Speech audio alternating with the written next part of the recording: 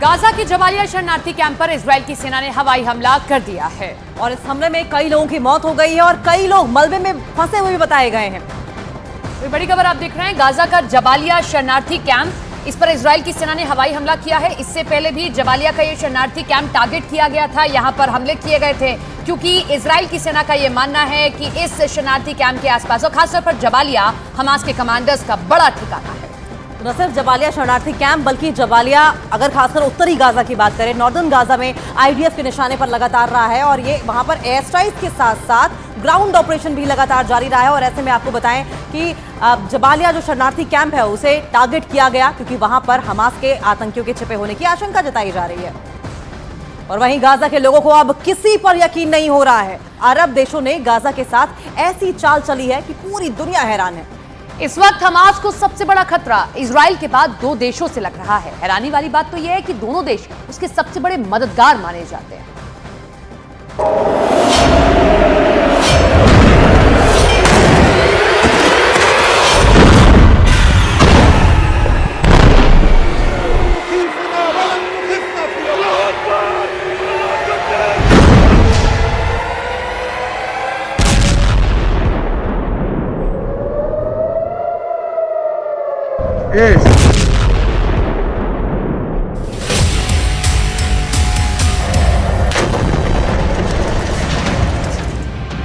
Gaza में 13,000 से ज्यादा लोगों की मौत हो चुकी है और करीब 3,000 लोग मलबों में दफन हैं। इजराइल किस तरह और कितनी तरफ से हमास पर टूट पड़ा है, इसकी रिपोर्ट करने की ताकत भी अब फिलिस्तीन के अखबारों के पास नहीं बची है।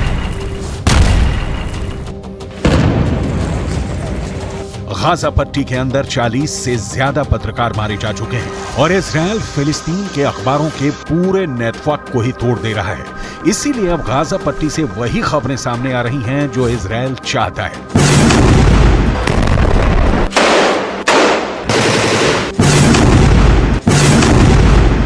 इतने बुरी हालातों के बावजूद भी 57 इस्लामी मुल्क गाजा पट्टी के 20 लाख लोगों के जान और माल की सुरक्षा के लिए कुछ भी नहीं कर पा रहे हैं।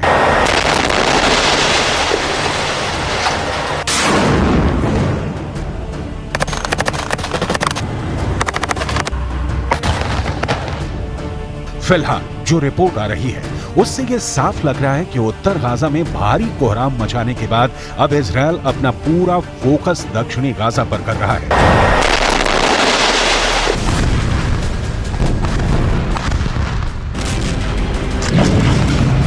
सवाल यह है, अगर उत्तर गाजा और दक्षिण गाजा दोनों में ही इंसानों के रहने लायक स्थितियां नहीं रहेंगी तो आखिर गाजा के लाखों लोग कहां जाएंगे?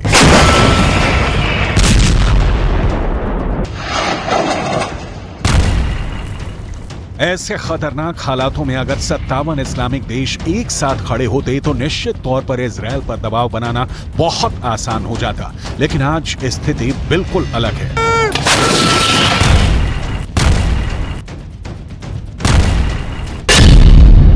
एक तरफ सऊदी अरब है जो हमास का समर्थन करने वाले लोगों पर हंटर चला रहा है, तो दूसरी तरफ तुर्की के राष्ट्रपति एर्दोगान है जो दुनिया में जहां कहीं भी जाते हैं गाजा पट्टी के लोगों की बात करके भावुक हो जाते हैं।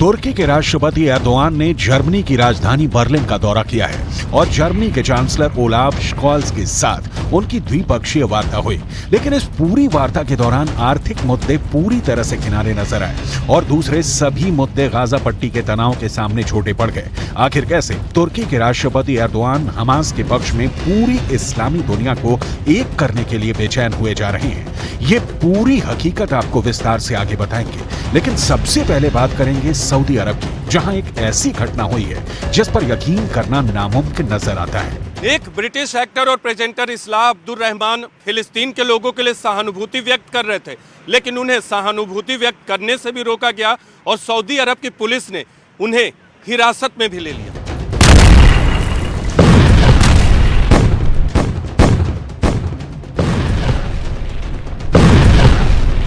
सऊदी अरब के अंदर ऐसी एक नहीं और भी कई घटनाएं हो चुकी हैं जिसमें हमास के समर्थकों पर सऊदी अरब की सरकार कड़कती बिजली की तरह टूट रही है।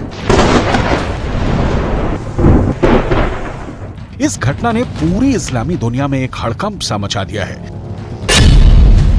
दरअसल ब्रिटिश एक्टर इस्लाह अब्दुल रहमान उम्रा करने के लिए सऊदी अरब गए थे। सऊदी अरब के अंदर इस्लाह अब्दुल रहमान फिलिस्तीन के लोगों के साथ सहानुभूति जताने के लिए एक फिलिस्तीन काफिया पहने हुए थे। फिलिस्तीनी काफिया एक ऐसा कपड़ा होता है जो गले पर पहना जाता है और इसमें चेक होते हैं।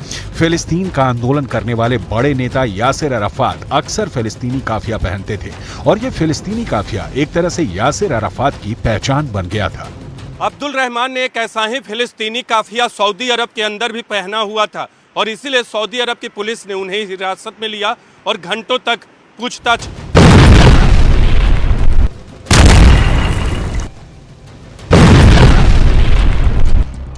सऊदी अरब की पुलिस ने ब्रिटिश एक्टर अब्दुल रहमान से यह पूछा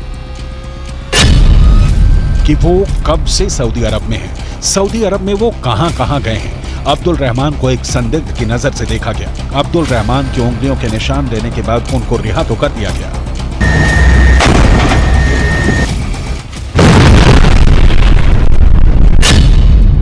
लेकिन उसके बाद वो बहुत ज्यादा भयभीत हो गए। उन्होंने मिडिल ईस्ट के एक न्यूज़पेपर से बात करते हुए कहा कि वो फिलिस्तीन के साथ सहानुभूति दिखाना चाहते थे, लेकिन उन्हें ये करने नहीं दिया गया। इसी तरह सऊदी अरब के अंदर गाजा के लिए प्रार्थना करने वाले एक अल्जीरियाई मूल के शख्स और बांग्लादेशी मूल के एक ब्रिटिश नागरिक को भी गिरफ्तार किया गया।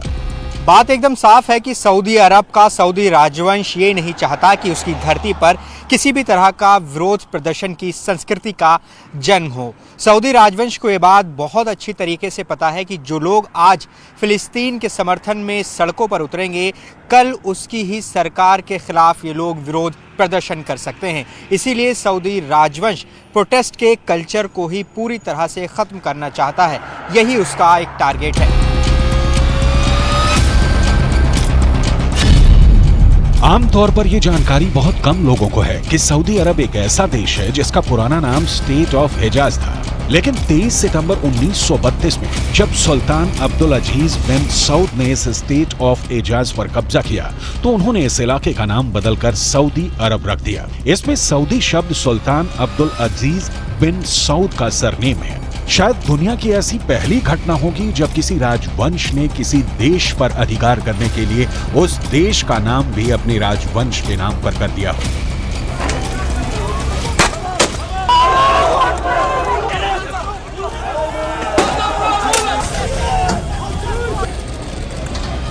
एक तरफ सऊदी अरब हमास के समर्थकों पर हंटर चला रहा है, उन्हें गिरफ्तार कर रहा है और उनको ये नसीहत दे रहा है कि किसी भी तरह का प्रदर्शन स्वीकार नहीं किया जाएगा, जबकि दूसरी तरफ तुर्की के राष्ट्रपति एर्दोआन पिछले एक महीने से लगातार आंसू बहा रहे हैं। Çünkü insana saygımız bizim।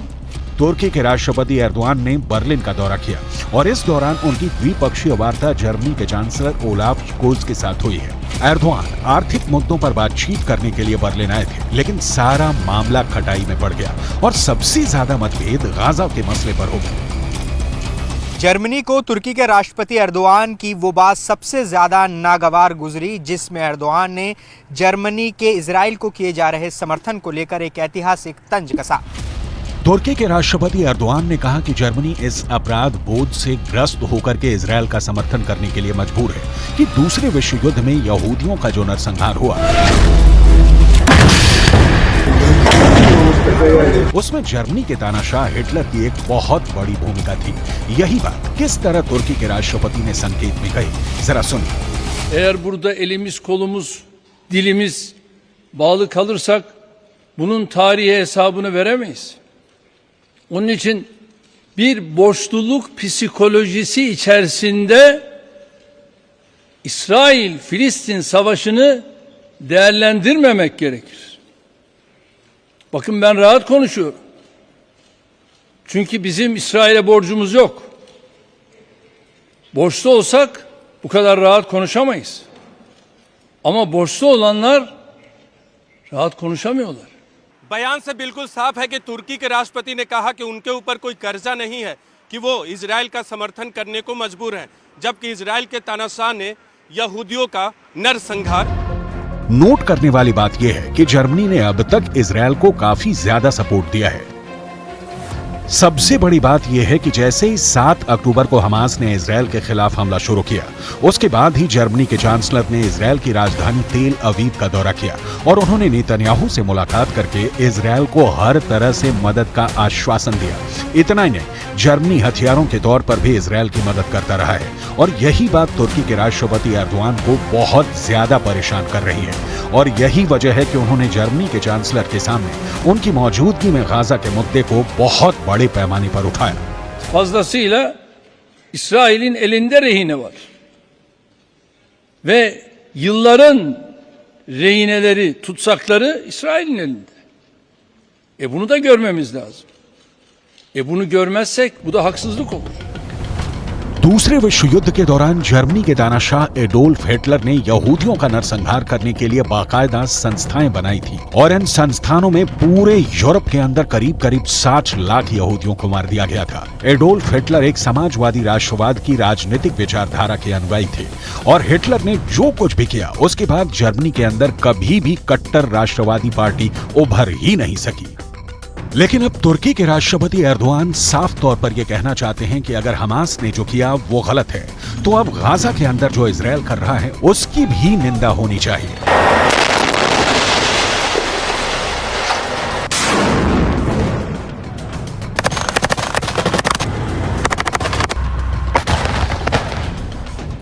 दूसरी तरफ जर्मनी के चांसलर भी इस मुद्दे पर पीछे नहीं हटे। उन्होंने भी एर्दोआन के सामने ही हमास की निंदा की, 7 अक्टूबर को हुए आतंकवादी हमले का जिक्र किया और हमास के पूरे खात्मे के इजरायली संकल्प को सही ठहराया। यानी अगर देखा जाए तो जर्मनी और तुर्की एक बातचीत की मेज पर जरूर थे, लेकिन उनके बीच बहुत भारी मतभेद है।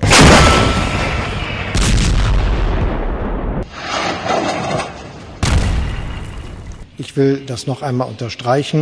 Für uns jedenfalls bleibt es dabei, dass es jetzt notwendig ist, auch für eine langfristige, friedvolle Perspektive, dass die Hamas nicht mehr in der Lage sein kann, diese Aggressionshandlung vorzunehmen, wie wir sie am 7. Oktober gesehen haben. Wir sind, wie Sie merken, in guten Gesprächen miteinander, trotz unterschiedlicher Meinung. एक बात तो साफ है कि Gaza पट्टी और West Bank समेत पूरा फिलिस्तीन अकेले पड़ गया है और उनकी सुनने वाला या उनके जख्मों पर मरहम लगाने वाला कोई नहीं है। तुर्की हो, मिस्र हो, ईरान हो या जॉर्डन हो, वो जुबानी खर्च तो कर सकते हैं, लेकिन इजराइल के खिलाफ एक्शन लेने की हिम्मत अब तक किसी ने नहीं जुटाई है। रियाद के अंदर सऊदी अरब की अगुवाई में इस्लामिक देश का एक सम्मेलन हुआ था, जिसमें गाजा पट्टी के मुद्दे को प्रमुखता से उठाया गया, लेकिन इस पूरी बैठक के बाद भी घोषणा पत्र जारी नहीं हो पाया। यानी ये साबित हो गया कि इस्लामी देशों में गाजा पर कोई सहमति नहीं बन पाई है। अब ऐसे में इजराइल के पास पूरी ताकत है और उस ताकत का इस्तेमाल हमास के लड़ाकों पर क्रूरता पूर्वक किया जा रहा है।